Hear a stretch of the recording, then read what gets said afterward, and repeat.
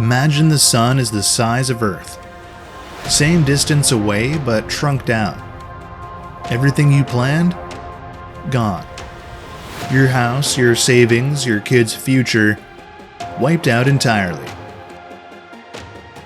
Plus, a third twist alters your reality right now. Would you freeze to a slow death? Or would you drift into the absolute dark?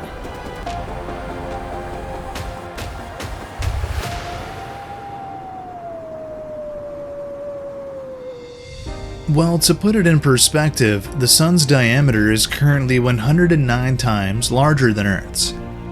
That gap is the entire reason you're alive right now, literally. But the universe has strict rules. The minimum threshold to become a star is about 25,000 times the mass of Earth. Drop below that, you're not a star, you're just a giant, extremely disappointed rock. So if we force the sun to be the size of Earth, we're introducing two scenarios: shrinking in physical size, or shrinking in mass.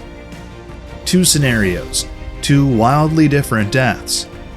Okay, before we push the panic button and dive headfirst into the freezing apocalypse, do me a quick favor. Hit that like button and subscribe to the channel. It actually helps us survive a whole lot longer than our solar system is about to. Let's roll. Let's start with scenario A. This one starts quietly. You wouldn't even notice at first. But by the time you do notice, it's already far too late for your family. Scenario A. White dwarf, slow death. The core physics are ruthless.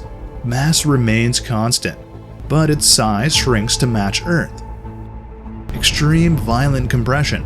The sun instantly collapses into a white dwarf. Thermonuclear fusion stops. That massive output of light and heat just collapses inward. Week 1. You don't notice. Maybe it's a cold summer. The weather feels fishy. Your kids complain about the chill. They always do. You tell them to put on a sweater. You turn the heater on earlier than usual. You think the thermostat is busted. Just another weird weather pattern, am I right?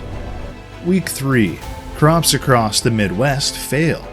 Millions of acres of corn, wheat, and soybeans just stop growing. They freeze right there in the dirt. Farmers are panicking. The government assures everyone that strategic reserves will hold. But your grocery store starts running low.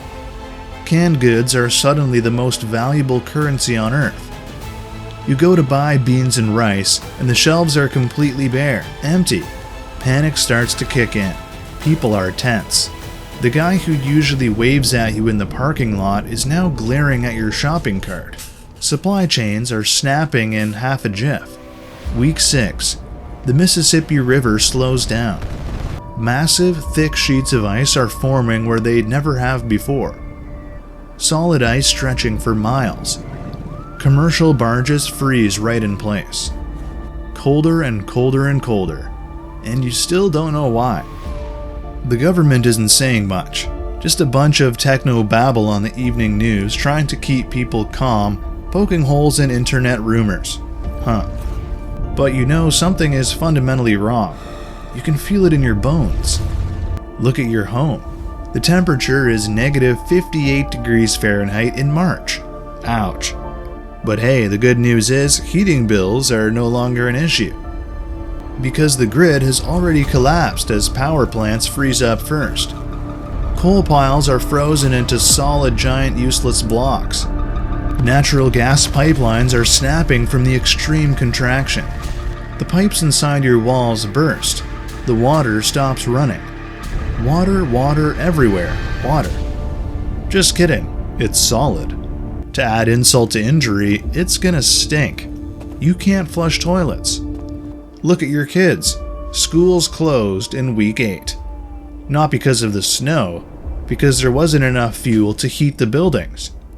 Every piece of wood in your house becomes firewood. The dining table, the chairs, you're literally burning your furniture just to boil melted snow for water. The books you haven't read, all going into the fireplace to buy you a few more hours.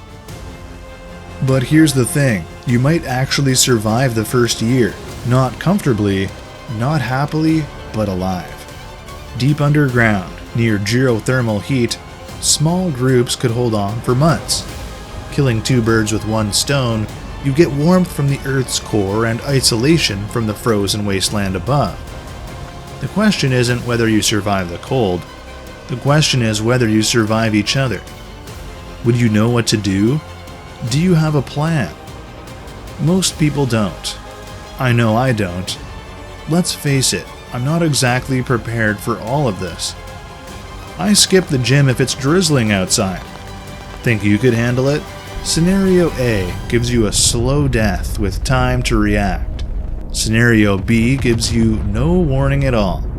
And it does something to your solar system that no extinction event has ever done before. One night the sky went dark and it stayed dark because the sun just stopped. You're lying in bed. Your phone still works for now. You check the news. The internet is losing its collective mind. Nothing explains it. Your wife asks what's happening. You don't have an answer. Nobody does. Because what just happened has never happened to a species that was awake to see it. In scenario B, the sun shrinks in mass to match Earth. With no central gravitational pull, the Earth would drift at 30 kilometers per second in a straight line, out into the void. Fasten your seatbelts. The sky wouldn't just be black. The familiar constellations would start shifting over the coming months. We are untethered, flying blindly through the interstellar medium. The Earth isn't dying, it just doesn't know where it's going anymore. It's a lost planet, smack dab in the middle of cosmic nowhere. A ghost ship carrying 8 billion passengers who have absolutely no idea how to steer. So here's the real question, and I want you to actually think about this. Slow death with time to say goodbye. Time to burn your furniture and hug your kids. Or instant darkness. No explanation, no warning, just floating endlessly into the void. Which one do you want for your family? Both scenarios are over now, but I promised you a third thing. Something happened to you today that connects directly to all of this. And it has to do with why your time feels like it's running out. You felt it. The sense that your 30s are moving faster than your 20s did. That's not just memory playing tricks. Physics actually says time accelerates slightly as you move away from gravitational mass. The sun is bending your time right now. You just can't feel it, but it's happening. High matter density causes a severe curvature of space-time. It's a heavy concept, but it's completely real. Clocks literally run slower near incredibly dense objects. Our GPS satellites orbiting Earth have to calibrate because of this every single day. If they didn't, the navigation maps on your phone would be miles off within a week. It's not just a theory on a dusty chalkboard, it is happening. Your time is running a little faster than someone standing closer to the sun. Gravity is bending your time. You don't feel it, but it's happening. The universe is shaving fractions of a second off your life. It doesn't even apologize, it just takes. Think about the last time you watched your kid do something new. Ride a bike, say a word, score a goal. You had this feeling. I need to remember this. That instinct is real. And weirdly, physics agrees with you. Not metaphorically, mathematically. The heavy things in the universe literally hold time down. And when you're away from them, time slips right through your fingers. And that's what a shrinking sun actually teaches us.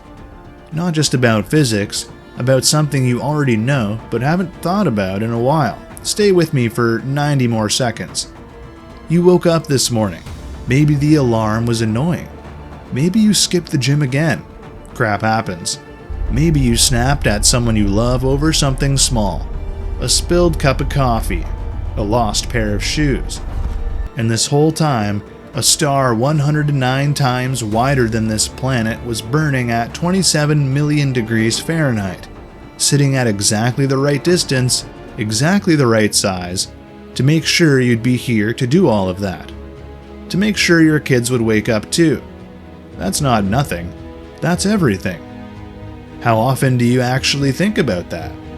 One last thing before we go. If the sun shrank, there's actually one place in our solar system that might become habitable for the first time, and it's closer than you think. The moon. It has intrinsic geothermal heat deep beneath its crust. In a white dwarf scenario, the surface would be an absolute freezer. But the subsurface? It would still be warm. Not exactly enough space to build a spiffy 4-bedroom house, chock full of moon dust and absolute darkness, but enough to imagine a small group surviving, in the nick of time. So there's something to look forward to. To sum it up, Scenario A gives us a dense, tiny sun and a slow, frozen extinction. Scenario B takes the mass away, and everything we know is wiped off the face of the Earth as we drift out into the abyss. Bye-bye. But what if instead we made Earth as big as the sun? Would your family have more space to live or less time to survive?